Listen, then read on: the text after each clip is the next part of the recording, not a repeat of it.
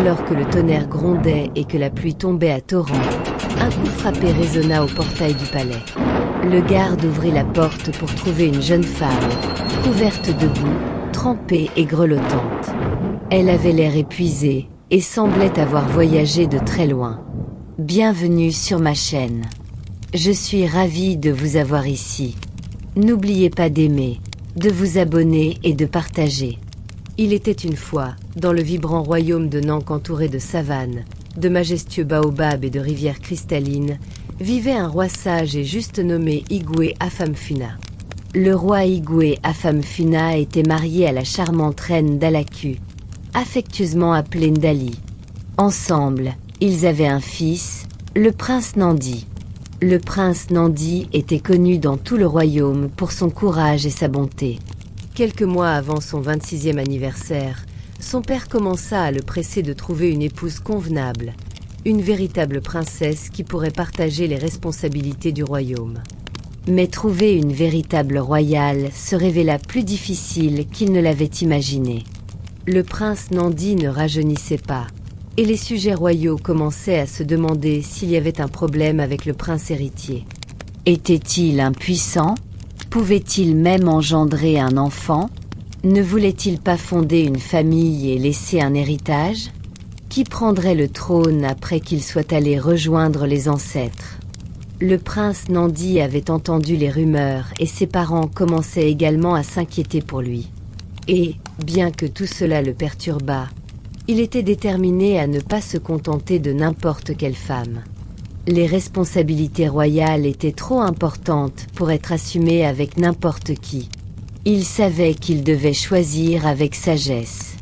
De nombreuses princesses venaient de loin, toutes affirmant avoir du sang royal, mais aucune ne possédait les qualités royales que le prince Nandi recherchait. Un cœur pur, un esprit farouche, et une beauté qu'il pourrait chérir aussi longtemps qu'il vivrait sur terre, et espérait-il, dans l'au-delà. Une nuit d'orage, alors que le tonnerre grondait et que la pluie tombait à torrents, un coup frappé résonna au portail du palais. Le garde ouvrit la porte pour trouver une jeune femme, couverte de boue, trempée et grelottante. Elle avait l'air épuisée et semblait avoir voyagé de très loin.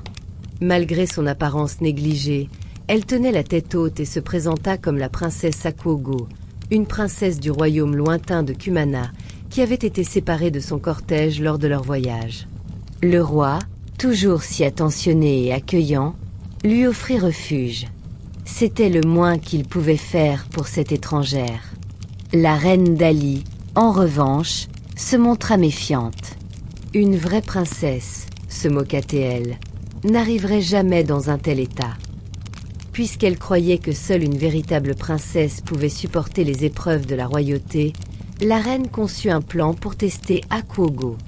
La reine Dalaku ordonna aux serviteurs du palais de préparer un lit pour Akuogo.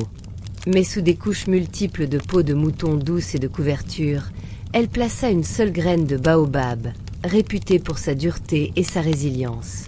Cette nuit-là, Akuogo dormit dans le lit préparé. Malgré le luxe, elle se tourna et se retourna toute la nuit, incapable de se reposer à cause d'un inconfort étrange. Le lendemain matin, elle émergea, ses yeux brillants malgré la nuit.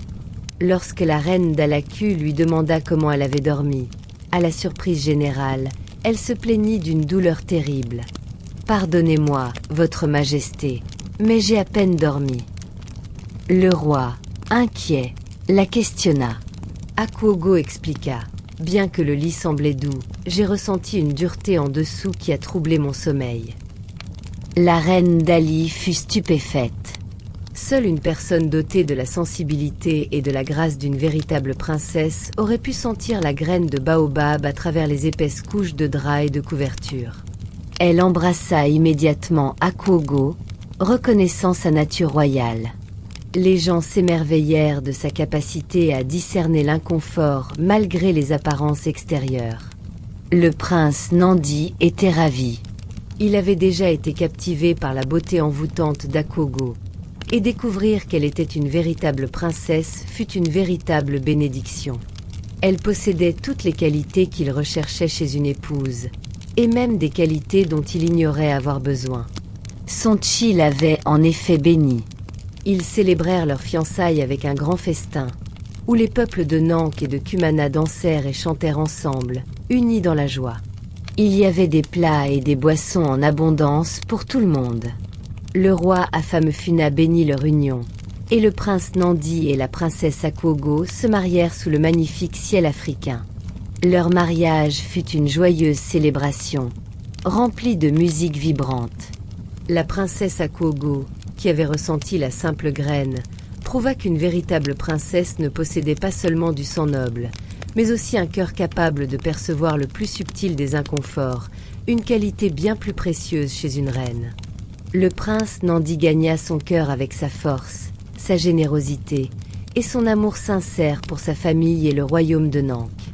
Leur mariage apporta prospérité et bonheur aux deux royaumes, et l'histoire de la princesse Akwogo et de la graine de baobab devint une légende chérie, rappelant à tous l'importance du véritable caractère royal, de la force intérieure et de la dignité.